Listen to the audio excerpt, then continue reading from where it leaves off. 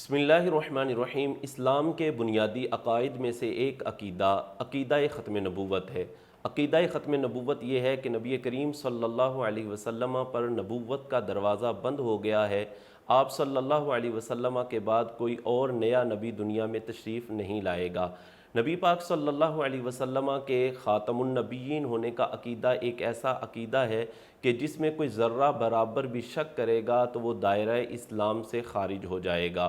عقیدہ ختم نبوت ایک ایسا عقیدہ ہے جو روز اول سے بیان کیا جاتا رہا ہے اور آخرت میں بھی اس کو بیان کیا جائے گا، جیسا کہ مواہب اللدنیہ اور مطالع المسرات کے اندر یہ حدیث موجود ہے، اور اعلیٰ حضرت امام احمد رضا خان فاضل بریلوی رحمۃ اللہ تعالی علیہ نے فتاوی رضویہ شریف کی 15ویں جلد کے اندر اس حدیث کو بیان کیا۔ حضرت عبداللہ بن عمر بن عاص اس حدیث کے راوی ہیں۔ نبی پاک صلی اللہ علیہ وسلم نے ارشاد فرمایا، ان اللہ عز وجل کتب مقادیر الخلق قبل ان یخلق السماوات والارض بخمسین الف سنۃ، کہ نبی پاک صلی اللہ علیہ وسلم نے ارشاد فرمایا کہ اللہ عز وجل نے زمین و آسمان کی پیدائش سے 50,000 سال پہلے مخلوق کی تقدیر لکھ دی۔ فکان عرشہ علی الماء، اور اس وقت اللہ تبارک و تعالیٰ کا عرش پانی پر تھا۔ فرمایا ومن جملۃ ما کتب فی الذکر وہو ام الکتاب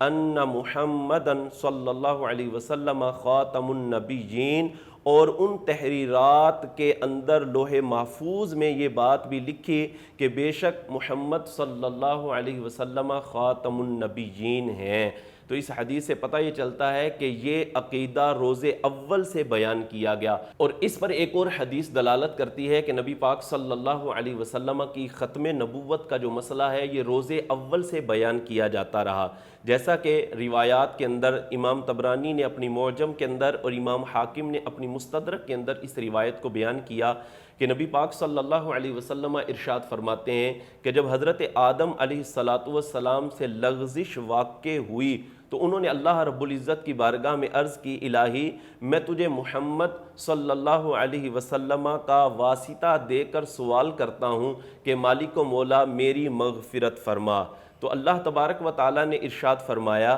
اے آدم تو نے محمد صلی اللہ علیہ وسلم کو کیسے پہچانا؟ تو حضرت آدم علیہ السلام نے اللہ رب العزت کی بارگاہ میں عرض کی کہ مالک و مولا جب تو نے مجھے اپنی قدرت سے پیدا فرمایا اور مجھ میں اپنی روح پھونکی تو میں نے سر اٹھا کر دیکھا، میں نے عرش کے پایوں پر لا الہ الا اللہ محمد الرسول اللہ لکھا ہوا دیکھا، تو میں نے جانا تو نے اسی کا نام اپنے نام مبارک کے ساتھ ملایا ہوگا جو تجھے تمام جہان میں سب سے پیارا ہے۔ تو اللہ تبارک و تعالیٰ نے ارشاد فرمایا، اے آدم تو نے سچ کہا، بے شک وہ مجھے تمام جہان میں سب سے زیادہ پیارا ہے، اور جب تو نے مجھے اس کا واسطہ دے کر سوال کیا تو میں نے تیرے لیے مغفرت فرمائی۔ اور اللہ رب العزت نے ارشاد فرمایا، اے آدم اگر محمد نہ ہوتے تو میں تجھے بھی پیدا نہ فرماتا، اور آگے ارشاد فرمایا وَهُوَ آخِرُ الْأَنْبِيَاءِ مِنْ ذُرِّيَّتِكَ، فرمایا اے آدم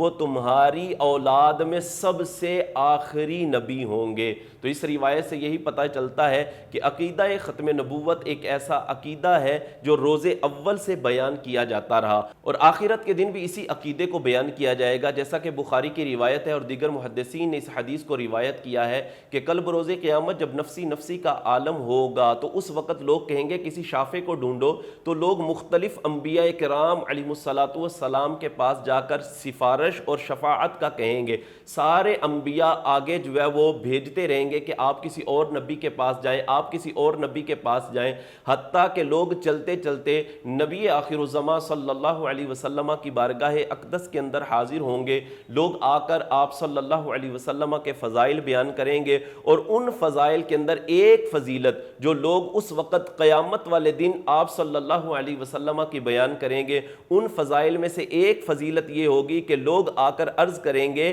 کہ انت رسول اللہ و خاتم الانبیاء، کہ بے شک آپ صلی اللہ علیہ وسلم اللہ کے رسول ہیں اور تمام انبیاء میں سب سے آخری نبی ہیں۔ تو ناظرین ان احادیث سے پتہ یہ چلتا ہے کہ یہ عقیدہ ختم نبوت روز اول یعنی ہمیشہ سے ہے اور ہمیشہ تک رہے گا، اور جو شخص عقیدہ ختم نبوت کا منکر ہوگا وہ شخص دائرہ اسلام سے خارج ہوگا، بلکہ اس بارے میں ذرہ برابر بھی شک کرنے والا بندہ مسلمان نہیں رہ سکتا۔ اللہ تبارک و تعالی ہمیں عقیدہ ختم نبوت پر عمل کرنے کی توفیق نصیب فرمائے۔